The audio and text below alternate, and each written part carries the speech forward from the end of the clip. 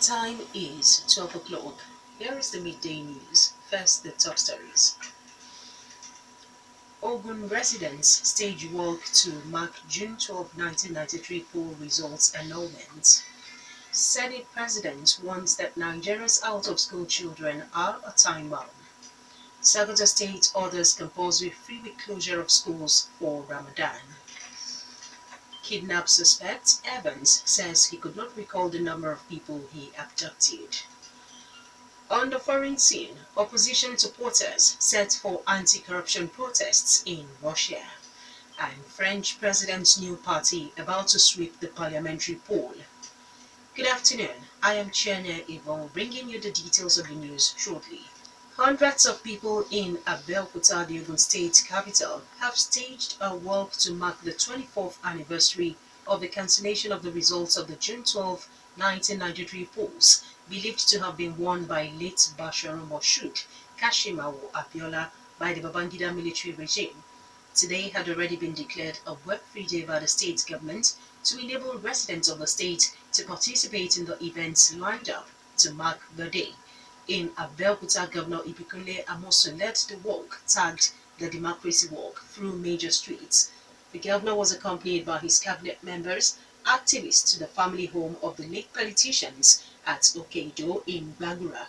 At the family home, special prayers were offered and speeches made by the governor, activists and prominent politicians. Later today, an inspirational stage play titled Farewell to Reproach, directed by Professor Bakari Ujora Saki, will hold at the June 12 Cultural Center, Kuto, between 3:45 p.m. and 6 p.m. PDP former National Deputy Chairman Chief Bode George has predicted that the party will bounce back after the forthcoming verdict of the Supreme Court on the party's leadership crisis. The politician based his prediction on the crisis in APC, which according to him will soon blow it away, because it has no taproot to sustain itself ahead of the 2019 polls. Bode George, speaking on a Rock City FM Sunday program, Face the Nation, says PDP from the leadership crisis has learned its lessons, but there is a limit to acts of impunity in running of a party. Describing PDP as a truly national party, Bode George explains that members would have been fighting each other if the party is not law-abiding. After the forthcoming Supreme Court's verdict on the leadership crisis, PDP former Deputy National Chairman predicts that there will be the realignment of forces in order to reposition the party for the 2019 polls. Senate President Bukola Saraki has warned that the over 10 million out-of-school children in the country pose security threats to the future of Nigeria. To the Senate President, those children are like a time bomb about to explode. Saraki, who spoke on the issue while receiving a delegation of UNICEF led by its country representative Mohammed Fall in his office, also warns that the large population of out-of-school children could become Nigeria's next generation of seaside bombers or terrorists. He says that Nigeria has the largest number of such children, promising that the 8th Senate will pass legislation to reduce their number.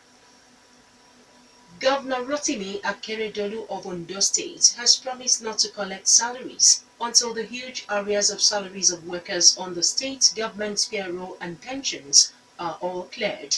The state government is owing civil servant salaries estimated at 38 billion naira, while the unpaid arrears pensions and gratuities is 41 billion naira.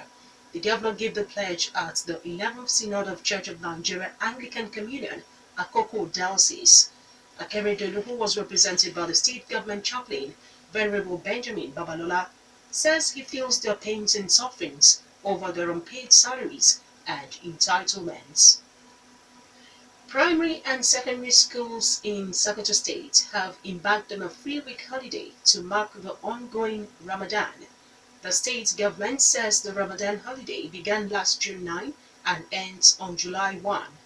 The state's Basic and Secondary Education Commissioner issued a circular to all schools in the state that the Ramadan holiday is compulsory. The 4th term academic session, according to the circular, ends on August 11. Association of Nigeria Electricity Distributors says the directive of the Nigeria Electricity Regulatory Commission (NERC) that consumers should stop paying estimated electricity bills does not affect residential consumers. NERC in the directive directs consumers not supplied with prepaid meters to stop paying bills based on estimated consumption as from last March. But the Chief Executive Officer of the Electricity Distributors Association, Azu Obiaya, says the directive is for the industrial and commercial users who consume high level of electricity. He says they are working to ensure that all consumers are metered. The kidnapped kingpin now in police custody, Shukudi Dumeme Onwamadike, alias Evans, says he could not recall how many people that his gang had kidnapped. Evans, speaking to newsmen after he was paraded by the police at the Lagos State Command in Ikeja, also says he collected ransom from his victims only in American dollars. The suspect also told newsmen that the highest ransom he had collected in his kidnap career is $1 million. He also says that his gang trafficked in drugs. Force spokesman Moshood Jimo, who paraded the suspect, explains that Evans was captured at his Magodo GRA residence after an intense gun battle which lasted several hours by the officers of the Inspector General of Police Intelligence Team with members of his gang. He listed properties traced to him as including 2 mansions at Magodo GRA Phase 2, which is valued at 300 million naira, 2 houses in Accra, Ghana, as well as exotic watches, phones, cars, and jewelry. The police spokesman says the kidnapped victims of Evans in Lagos houses were always kept in a detention cell which is located at 21 Prophet Ashaye Close, New Igondo area of Lagos, until the ransom is paid. A Nigerian drug trafficker has been arrested in Gujarat, India, with narcotics worth over $525,000. The 27-year-old Nigerian, identified as Chinedu Peter Okafor, was traveling from Delhi to Goa when he was nabbed on the Madhguan Rajani Express train. He had frequented the route and triggered suspicions before his arrest by operatives of the Narcotics Control Bureau. Both the Times of India and Gujarat.com said upon searching the Nigerian, an assortment of drugs was found on him, which was hidden in his bag and shoes. Found was 843 grams of methamphetamine, 255 grams of cocaine, and 65 grams of ecstasy tablets. You're still listening to the Midday News on Rock City 101.9 FM. Up next, we bring you foreign, business, and sports news. Please do stay with us. Now on the foreign scene, supporters of Russian opposition leader Alexei Navalny are expected to descend on Moscow city center for an unauthorized protest against fraud. Mr. Navalny got permission to hold the rally at another location, but said he had moved it after authorities tried to humiliate protesters. The prosecutor's office has warned police that it will take action against any unauthorized demonstrations. Small protests are being reported in cities in the Russian Far East. The last wave of protests led by Mr. Navalny ended with hundreds arrested. Those protests were the largest since 2012, drawing thousands of people, including many teenagers, to rallies nationwide, angered by a report that Mr. Navalny published accusing Prime Minister Dmitry Medvedev of corruption. The centrist party of French President Emmanuel Macron looks on course to win a landslide victory following the first round of parliamentary elections. Projections show Republic on the move and its modern ally set to win up to 445 seats in the 577-seat National Assembly. The final outcome will be decided at a runoff next Sunday. Mr. Macron's party was established just over a year ago, and many candidates have little or no political experience. After disappointing results, traditional parties have urged voters to support the president's rivals in the second round to avoid him monopolizing power.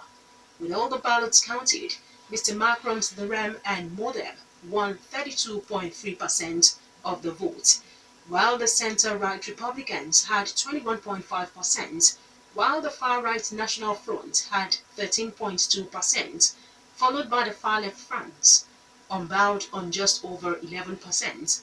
The Socialists, previously France's ruling party, and their allies also won just by 9.5%, and projections showed them losing up to 200 seats.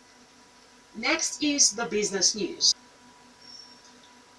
Nigerian National Petroleum Corporation (NNPC) says it recorded 45 new breaches on its petroleum products pipelines in the month of March this year. NNPC, which made it known in its March 2017 edition report, which was released in Abuja, says the 45 breaches is lower than 49 breaches recorded in February. In the corresponding month of March 2016, the company says 259 breaches were recorded on the pipelines. NNPC also says that it has over 1.2 billion liters of petrol to meet Nigeria's consumption for 34 days. Finally, sports news. Super Eagles winger Ahmed Musa is set to leave former English Premier League champions Leicester City this summer after just one season with the club. The Foxes are in talk with Turkish Super League club Fenerbahce, according to the Mirror in the UK, over a £17.4 million switch for the 24-year-old, who has failed to hit the expected heights since joining from CSKA Moscow. Musa, who helped his former club to the Russian title last year, has been unable to hold down a place in the Leicester side during a troubled campaign for the club. He found the net just 4 times in 32 appearances in all competitions. Ghana humiliated Ethiopia by 5-0 in the 2019 Africa Cup of Nations AFCON Qualification Group F match at the Baba Yara Stadium in Kumasi on Sunday.